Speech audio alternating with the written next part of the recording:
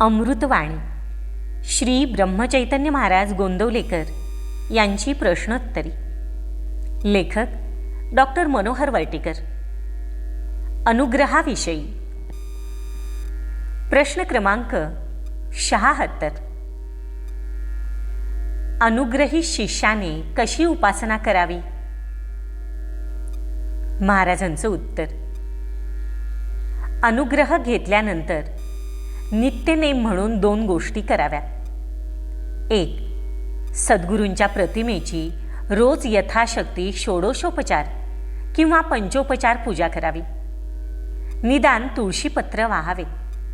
आणि 2. आपल्या संकल्पानुसार किमान 1 माळ, शक्य तर 3, 6 किंवा 13 माळा दीक्षामंत्राचा जप करावा. स्नान झाल्यानंतर या 2 गोष्टी केल्याशिवाय अन्नग्रहण करू नये. याखेरीज इतर वेळी माळेवर किंवा माळेशिवाय जमेल तेव्हा तेव्हा व शक्य तितका जास्तीत जास्त जप करावा. आसनावर जमेल तर चांगलेच, पण त्यासाठी अडून बसण्याचे कारण नाही. शरीराला अवास्तव ताण न पडेल अशी कोणतीही अवस्था चालेल. नामस्मरण मनापासून अखंडपणे व्हावे हे ध्येय ठेवावे.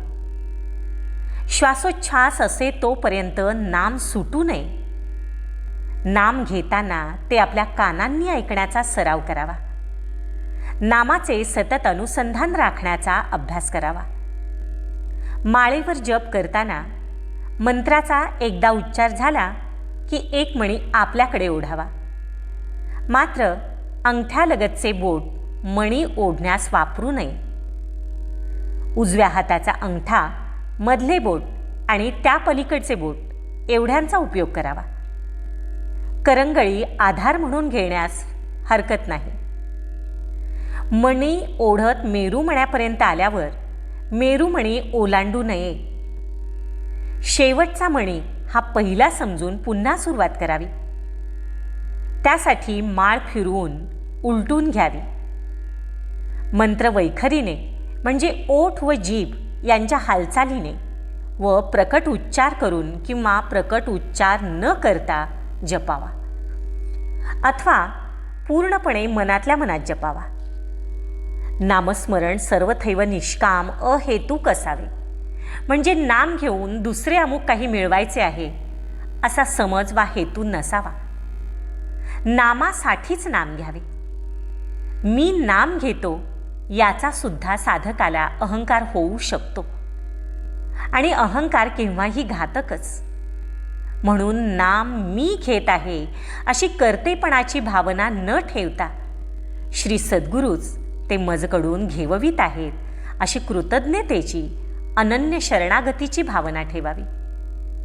किंबहुना सद्गुरूच माझ्या हृदयात राहून नामस्मरण करत आहेत व मी ते साक्षीत्वाने ऐकतो आहे अशी धारणा धरून नाम घ्यावे. सद्गुरू, राम आणि नाम तिन्ही एकरूपच आहेत, एकच आहेत अशी निःसंशय श्रद्धा राखावी. रोज शक्यतो ठराविक स्थळी आणि ठराविक वेळेवर श्री सद्गुरूंची मानसपूजा करण्यापासून फार लाभ होतो. श्री सद्गुरू प्रत्यक्ष देहाने व प्रसन्न चित्ताने आपली मानसपूजा घेण्यास आले आहेत अशी कल्पना करून त्यांची षोडशोपचार किंवा पंचोपचार पूजा मनानेच करावी. सर्व उपचार अत्यंत उत्कृष्ट कल्पावेत व प्रेमादराने मनपूर्वक अर्पण करावेत. शेवटी त्यांना आपली सर्व सुखदुःखे निवेदन करून प्रार्थना करावी.